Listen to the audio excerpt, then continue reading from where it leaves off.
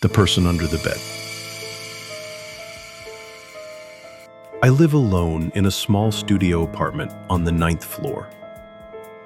The area is pretty quiet, neighbors hardly ever drop by, and I'm not the social type anyway. Everything started on a Wednesday night around 1 a.m.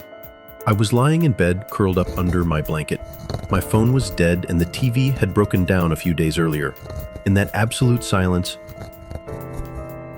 I heard a faint clattering sound, like something scratching the wooden floor. At first, I thought it was water dripping in the kitchen, but then the sound was clearly coming from right under my bed. I stayed still, trying to listen more closely. Probably just a mouse, I told myself, but since when do mice sigh softly like a person? A cold shiver ran down my spine. I turned on the bedside lamp. Nothing looked out of place in the room, but that sound continued. Now it was like fingers gently scratching the wood, slow, steady, deliberate. I gathered all my courage and bent down to look under the bed. Someone was staring back at me. Their eyes were wide open, gleaming in the dark. Half their face was hidden in shadow, the other half lit dimly by the lamp. It wasn't a face I recognized. It wasn't someone I had ever known. They didn't speak, they just smiled.